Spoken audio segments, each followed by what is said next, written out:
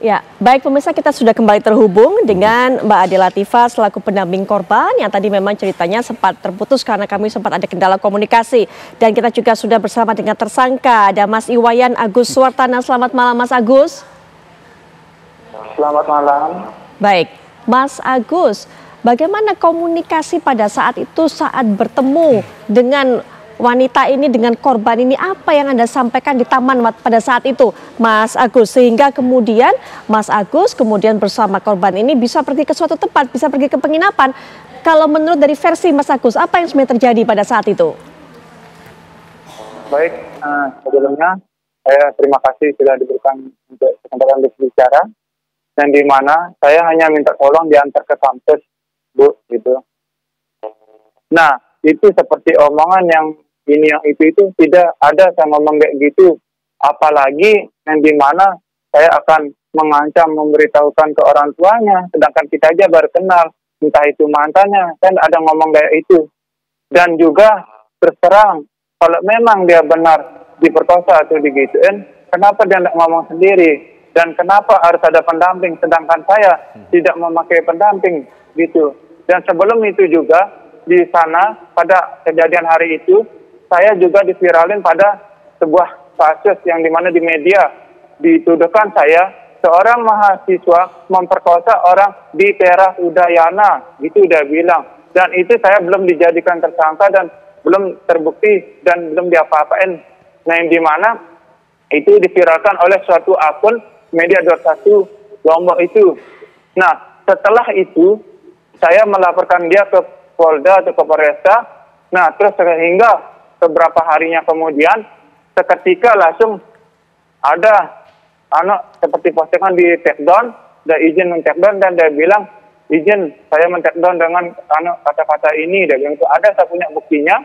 Nah, di mana juga setelah itu dia men-take down itu, terus berapa harinya itu saya mendapat surat panggilan ini, dan sampai sekarang kasus saya dilanjutkan, dan baru ini setelah saya viral ini baru dia langsung saya dilanjutkan kasus ini gitu.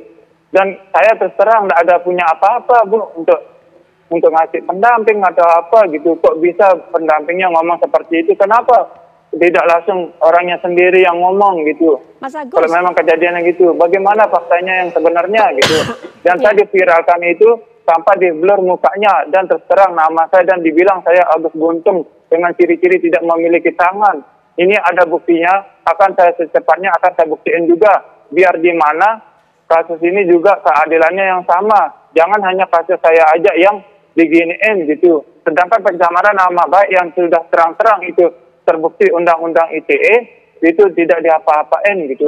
Saya dengan hormat kepada Bapak Kapolda dan Polresta semuanya untuk menangani kasus saya juga gitu. Saya terserah saya aja yang dituduh gitu. Mas Agus, apakah sudah memberikan keterangan ini semua kepada pihak kepolisian? Yang mana, Bu? Ya, keterangan bagaimana kronologi versi Mas Agus, apakah memang sudah diperiksa oleh pihak kepolisian? Sudah disampaikan? Yang maksudnya kurang jelas, Bu. Kurang jelas. Kronologi peristiwa versi Mas Agus, apakah sudah disampaikan kepada pihak kepolisian? Sudah, Bu, sama yang saya sampaikan, seperti yang saya sampaikan di media-media TV ini, Bu, gitu. Tapi kenapa kok malah berbeda dengan pendamping ini gitu, Bu? Mas Agus, adakah bukti ataupun adakah bukti ataukah adakah juga saksi yang memang bisa melihat pada saat itu bahwa Mas Agus memang sesuai kronologinya seperti yang Mas Agus ceritakan? Iya, di sana terus terang saya hanya sebentar ngomong dan nggak ada ngomong apa-apa gitu. Dan dia yang menggonceng, dia yang bayar, dia yang semuanya, Bu, gitu. Baik, kan kalau memang dia tidak mau dari awal atau saya memaksa atau mengancam, kan dia dari awal sudah tidak mau gitu. Mas Agus, sebenarnya apa yang Anda komunikasikan dengan wanita ini sehingga kemudian Anda bisa pergi bersama-sama, Anda dibonceng, itu apa? Kalau menurut versi Anda, kalau dari versi Anda, apa yang Anda sampaikan? Ya, ini secara jujurnya bukan versi saya. Saya hanya bilang, Mbak, minta tolong antarin ke kampus, dia bilang gitu. Terus dia bilang, iya saya antarkan, tapi saya masukin anak dulu di laptop, dia bilang gitu kan, laptopnya di tas, gitu. Nah, seketika dia gitu dah langsung nganter saya gitu. Anda meminta wanita yang baru Anda kenal, yang baru Anda temui untuk mengantar Anda ke kampus, Mas Agus? Ya, cuman itu aja, nggak ada untuk berbincang atau mengancam dengan ngasih tahu orang tua, nanya-nanya kejadian sama mantan. Nggak mungkin saya tahu nama orang tuanya, sedangkan kita baru kenal. Mas Agus, kenapa kemudian Anda meminta wanita yang Anda baru kenal untuk mengantar? Apakah memang sudah cukup ngobrolnya, sudah cukup lama, kenalannya sudah cukup lama, sehingga Anda berani meminta diantar ke tujuan Anda oleh wanita ini? Enggak, cuma ngomong sebentar dan dia langsung bersedia, Bu, gitu. Tidak ada omongan yang lain. Baik, jadi Anda meminta untuk diantar ke kampus, kemudian langsung dibonceng, begitu? Ya, ya, tetapi dia lainnya, Bu. Dia lain muter-muter, dia sampailah tiba-tiba dibawa ke sana, gitu. Baik, pelan-pelan Mas Agus. Tapi ternyata kemudian jalurnya ini tidak menuju ke kampus, tapi dibawa berputar-putar sampai akhirnya sampai ke penginapan. Itu Mas Agus? Iya, iya, Bu. Ya, apakah wanita ini sempat menyampaikan maksud tujuannya seperti itu? Dan apakah di perjalanan Mas Agus sempat bertanya apa maksudnya? Saya tidak sempat bertanya karena saya berpikir yang positif aja. Karena bersyukur dia sudah mengantarin, masa kita berpikir yang tidak-tidak, Bu, gitu. Tapi saya kira dia mau bertemu sama seseorang gitu, pas muter-muter ternyata tidak ada, gitu.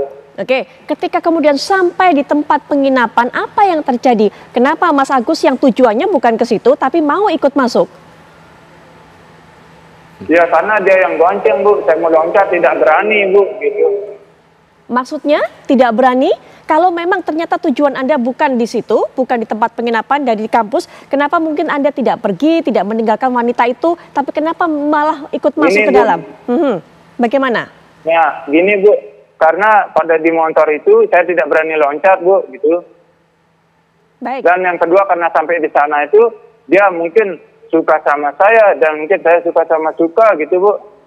Maaf, bagaimana saya kurang mendengar. Jadi kan memang yang mengemudikan motor ini langsung menuju ke sana, begitu kan? Nah, kemudian setelah sampai, ya Mas Agus bagaimana saya kurang mendengar tadi. Mas Agus kemudian turun.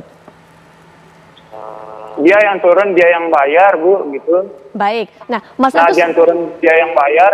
Baik. Dia yang bayar. Bayar ini maksudnya adalah bayar kamar, betul Mas Agus? Ya, nah, dia yang bayar kamar, baik, gitu. Baik. Yang saya pertanyakan adalah ketika kemudian sampai di penginapan, ini bukan merupakan tujuan Mas Agus. Kenapa Mas Agus masih mau mengikuti wanita itu? Jika yang itu yang Mas Agus katakan bahwa ini keinginan wanita itu. Kenapa Mas Agus kemudian tidak pindah, ataupun juga tidak meninggalkan dan pergi ke tempat tujuan asli Mas Agus, yaitu ke kampus?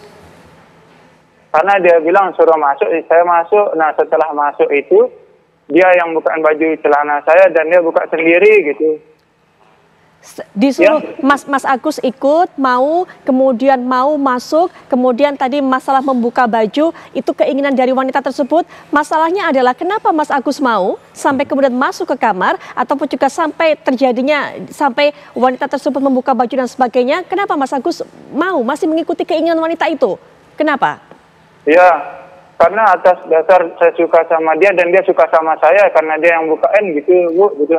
Tetapi setelah atas dasar suka itu, dia setelah dia melakukan itu sama saya, dia yang pakaiin baju, dia yang membersihkan lagi. Nah, seketika setelah itu dia menelpon seorang temannya, Bu.